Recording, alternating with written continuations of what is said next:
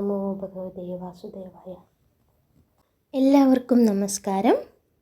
സ്വർഗവാതിൽ ഏകാദശിക്ക് ശേഷം തിരുവാതിര വരാൻ പോകണമെന്ന് നമുക്കറിയാം. അതേപോലെ തന്നെ ഇന്ന് വേറൊരു മഹനീയമായ ദിവസമാണ്. ഇന്ന് പ്രദോഷവ്രതവും ശനിയാഴ്ചയും ഒരുമിച്ച് ചേരുന്ന ഒരു മഹത്തായ ദിവസമാണ്. കൂടാതെ നമ്മൾ ആദ്യമേ പറഞ്ഞതുപോലെ ഇന്ന് ജനുവരി 11 ആയതുകൊണ്ട് 111 എന്ന് വരുന്ന ഏഞ്ചൽ നമ്പർ വരുന്ന ഒരു ഡിവൈൻ ദിവസം കൂടിയാണ്. എല്ലാ തരത്തിലും മറ്റൊരു മഹത്വപൂർണമായ ദിവസം. സ്വർഗവാതിൽ ഏകാദശി വ്രതം എടുത്തതിന് ശേഷം മാത്രമേ നമുക്ക് തിരുവാതിര വ്രതം എടുക്കാൻ പറ്റുള്ളൂ എന്നാണ് പറയാറ്. അതുകൊണ്ട് തന്നെ സ്വർഗവാതിൽ ഏകാദശിക്ക് ശേഷം നമ്മൾ തിരുവാതിര വ്രതം കഴിയുന്നത് വരെ മത്സ്യമാംസാദികൾ ഉപയോഗിക്കാറില്ല. ഒരു വ്രതം കണ്ടിന്യൂസ് ആയിട്ട് പോകുന്നു എന്നുള്ള രീതിയിലാണ് എടുക്കാറുള്ളത്.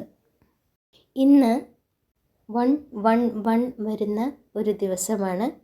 അതുകൊണ്ട് തന്നെ ഏഞ്ചൽ നമ്പർ വരുന്ന ഈ ഡിവൈൻ ഇൻഫ്ലുവൻസ് നന്നായിട്ട് വരുന്ന ഒരു ദിവസമാണ് ഇന്ന്. കൂടാതെ ഇന്ന് പ്രദോഷം തുടങ്ങുകയാണ്. ഇന്നത്തെ സന്ധ്യ എന്ന് പറയുന്നത് പ്രദോഷ സന്ധ്യയാണ്. അതുകൊണ്ട് തന്നെ ഏറ്റവും ഇമ്പോർട്ടൻ്റ് ആയിട്ടുള്ള ഒരു ദിവസം, വിശ്വാസികളെ സംബന്ധിച്ച് ഏറ്റവും മഹനീയമായ, ഏറ്റവും വിശിഷ്ടമായ ഒരു ദിവസമാണ് ഇന്ന് ശനിയും പ്രദോഷവും കൂടി വരുന്നത് കൊണ്ട് തന്നെ ഇതിനെ നമ്മൾ ശനി പ്രദോഷം എന്നാണ് വിളിക്കുന്നത്. 2025 ജനുവരി 11 ശനിയാഴ്ച ശനി ശുക്ല പ്രദോഷ വ്രതം ആണ് വരുന്നത്. പ്രദോഷ പൂജാ മുഹൂർത്തം എന്ന് പറയുന്നത് വൈകുന്നേരം 6:20 മുതൽ 8:48 വരെയാണ്. അതാണ് പൂജ ചെയ്യാനുള്ള മുഹൂർത്തം. പ്രദോഷ പൂജ ചെയ്യാനുള്ള പ്രദോഷ സന്ധ്യ എന്നാണ് നമ്മൾ പറയാറ്. അതുകൊണ്ട് തന്നെ പ്രദോഷ സന്ധ്യയുടെ പൂജ ചെയ്യേണ്ട സമയമാണ് 6:20 PM മുതൽ 8:48 PM വരെയുള്ള സമയം. അതിൻ്റെ ദൈർഘ്യം എന്ന് പറയുന്നത് 2 മണിക്കൂർ 28 മിനിറ്റാണ് ആ സമയം ഉള്ളത്. എന്താണ് പ്രദോഷം? പ്രദോഷവ്രതം ത്രയോദശി തിഥി എന്നറിയപ്പെടുന്ന 13ാം ചാന്ദ്രദിനത്തിൽ നടക്കുന്ന ഒരു പവിത്രമായ ആചാരമാണ്. ഈ പ്രത്യേക ദിവസം മാസത്തിൽ 2 തവണ സംഭവിക്കുന്നുണ്ട്. ശുക്ലപക്ഷ പ്രദോഷവും വരുന്നുണ്ട്, കൃഷ്ണപക്ഷ പ്രദോഷവും വരുന്നുണ്ട്. ചന്ദ്രമാസത്തിലെ ത്രയോദശി തിഥികളിൽ ശുക്ലപക്ഷ ത്രയോദശിയിലും കൃഷ്ണപക്ഷ ത്രയോദശിയിലും രണ്ടിലും നമുക്ക് പ്രദോഷ വ്രതം ആചരിക്കാറുണ്ട്. പ്രദോഷവ്രതത്തിന് സൂര്യാസ്തമയത്തിന് ശേഷം ആരംഭിക്കുന്ന പ്രദോഷകാലം, അതായത് ത്രയോദശി തിഥി വരുന്ന ദിവസം, സൂര്യാസ്തമയത്തിന് ശേഷം ത്രയോദശി തിഥി തുടരുന്ന ദിവസം ഏതാണോ അതാണ് നമ്മൾ പ്രദോഷവ്രതത്തിനായിട്ട് എടുക്കാറുള്ളത്. ഇന്ന് ജനുവരി 11 8:21 AM, അതായത് രാവിലെ 8:21 കൂടി തന്നെ ത്രയോദശി തിഥി ആരംഭിക്കുന്നുണ്ട്. അപ്പോൾ ദ്വാദശി നമ്മൾ ഏകാദശിയുടെ പാരണ കഴിഞ്ഞതിന് ശേഷം 8:21 ആകുമ്പോഴത്തേക്ക് ത്രയോദശി തിഥി തുടങ്ങുകയാണ്. ഈ ത്രയോദശി തിഥി അവസാനിക്കുന്നത് ജനുവരി 12, അതായത് നാളെ 6:33 AM, രാവിലെ 6:33 അവസാനിക്കുന്നത്. അപ്പോൾ ഇന്ന് നമുക്ക് 8:21 ആരംഭിച്ച് നാളെ 6:33 വരെയാണ് ത്രയോദശി തിഥി ഉള്ളത്. അതുകൊണ്ട് തന്നെ ഇന്നത്തെ സന്ധ്യ എന്ന് പറയുന്നത് ത്രയോദശി തിഥിയിലാണ് ഉൾപ്പെട്ടിട്ടുള്ളത്. അതുകൊണ്ട് ഇന്നാണ് നമ്മൾ പ്രദോഷവ്രതം ആചരിക്കാനുള്ള ദിവസമായിട്ട് എടുക്കുന്നത്. ശുക്ലപക്ഷ ത്രയോദശിയാണ് വരുന്നത്. ശനിയാഴ്ച ആയതുകൊണ്ട് തന്നെ ഇതിന് കുറച്ചുകൂടി മഹത്വം വരുന്നു എന്ന് പറയാം. പ്രദോഷവ്രതത്തിന് സൂര്യാസ്തമയത്തിനു ശേഷം ആരംഭിക്കുന്ന പ്രദോഷകാലത്തിലെ ത്രയോദശി തിഥിയാണ് നിശ്ചയിച്ചിട്ടുള്ളത്. സൂര്യാസ്തമയത്തിന് ശേഷമുള്ള ത്രയോദശി തിഥിയും പ്രദോഷ സമയവും ഒരുമിച്ച് വരുന്നതുകൊണ്ട് ഈ സമയം ശിവപൂജയ്ക്ക് ഉത്തമമാണ് എന്നാണ് പറയുന്നത്. സൂര്യാസ്തമയത്തിന് 90 മിനിറ്റ് മുമ്പും 90 മിനിറ്റ് ശേഷവും വരുന്ന സന്ധ്യാകാലം, ആ സമയത്ത് ഏറ്റവും പ്രധാനമായി കണക്കാക്കപ്പെടുന്നു.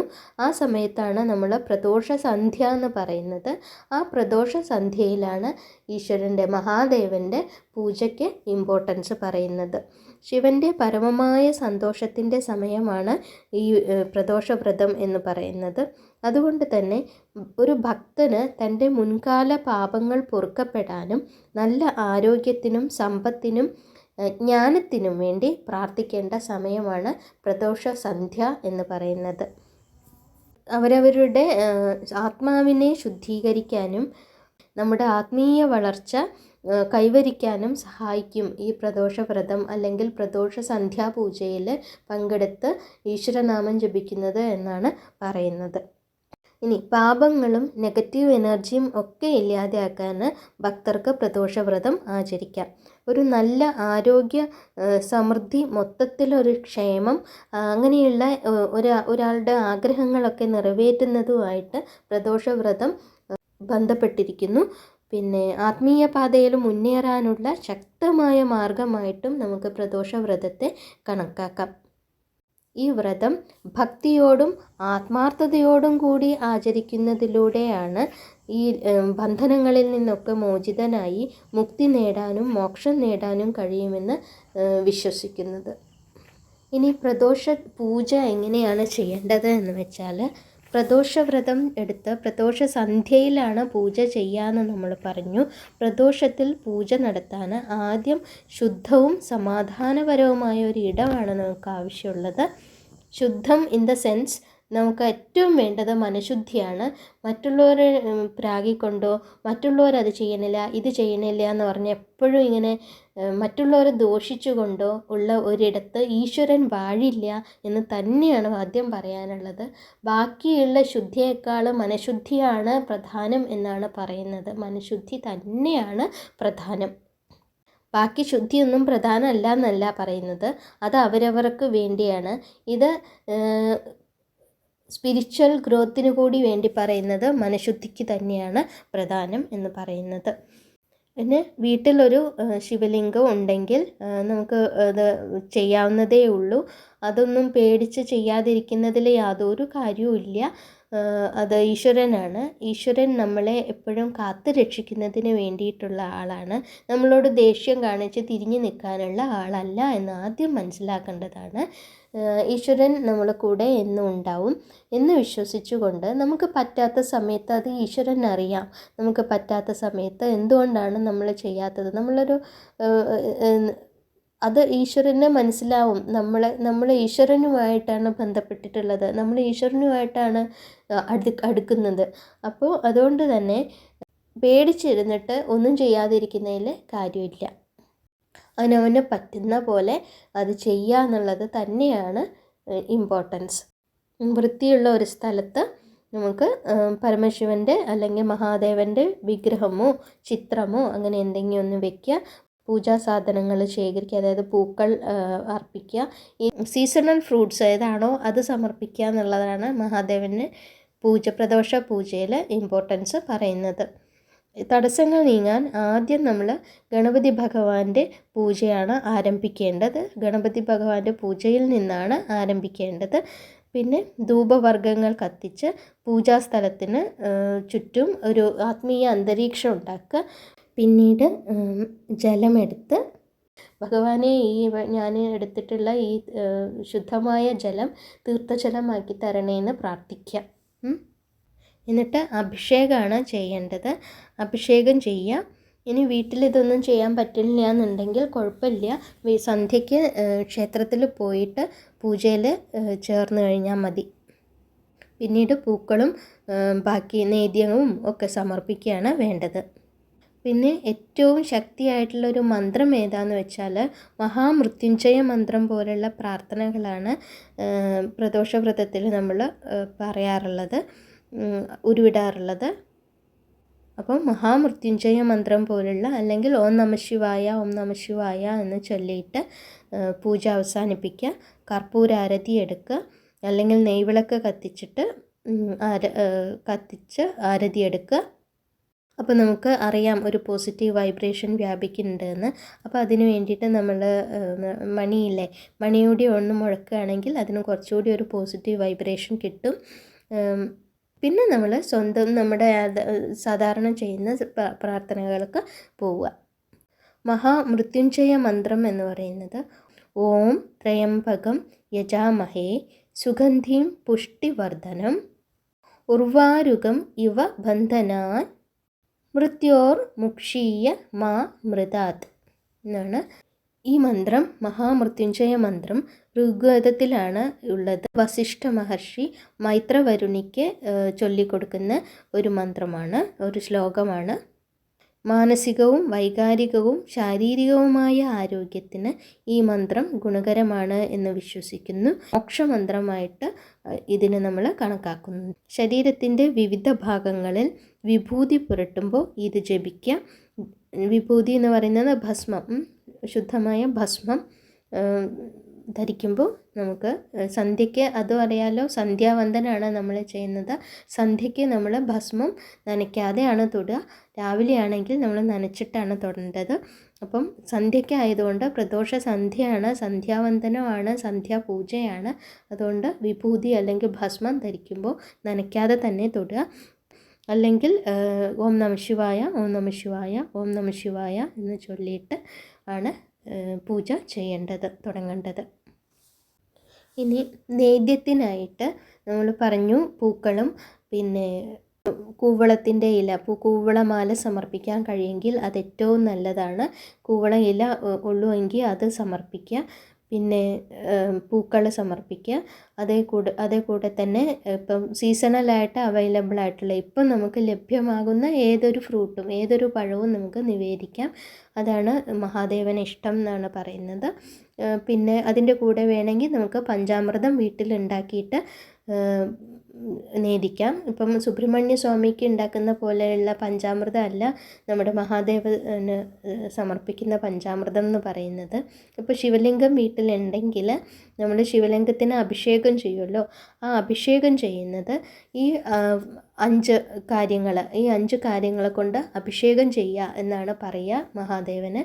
ഈ അഭിഷേകം ചെയ്തിട്ട് ഒരുമിച്ചാവുമല്ലോ, അപ്പോൾ അഭിഷേകം കഴിയുമ്പോൾ ഒരുമിച്ചാവുന്നത് നമ്മൾ പഞ്ചാമൃതം അത് പ്രസാദം എന്നുള്ള രീതിയിൽ സ്വീകരിക്കുകയാണ് ചെയ്യുക. ആദ്യമായിട്ട് നമ്മൾ അഭിഷേകം ചെയ്യേണ്ടത് പാല് വെച്ചിട്ടാണ്.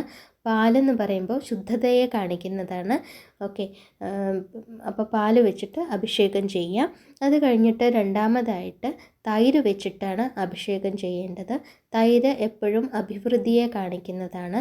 അഭിവൃദ്ധി അതായത് പ്രോസ്പെരിറ്റിയെ കാണിക്കുന്നതാണ് തൈരെന്ന് പറയുന്നത്. അപ്പോൾ കേർഡ് അല്ലെങ്കിൽ തൈര് വെച്ചിട്ടാണ് നമ്മൾ രണ്ടാമത് അഭിഷേകം ചെയ്യുക. മൂന്നാമതായിട്ട് അഭിഷേകം ചെയ്യേണ്ടത് ഹണി അതായത് തേൻ വെച്ചിട്ടാണ് മൂന്നാമതായിട്ട് നമ്മൾ അഭിഷേകം ചെയ്യേണ്ടത്.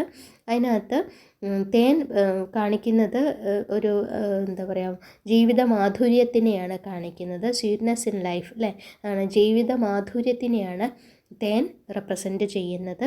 പിന്നെ വരുന്നത് നെയ്യാണ്. നാലാമതായിട്ട് അഭിഷേകം ചെയ്യേണ്ടത് നെയ്യ് വെച്ചിട്ടാണ്.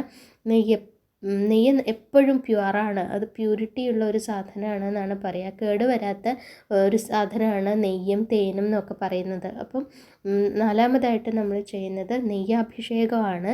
നെയ്യാഭിഷേകം എപ്പോഴും അത് സ്ഥിരതയേയും നമ്മുടെ ആത്മധൈര്യത്തിനെയും ഒക്കെ കാണിക്കുന്ന, ഫലത്തിനെയും ഒക്കെ കാണിക്കുന്ന ഒരു വസ്തുവാണ്.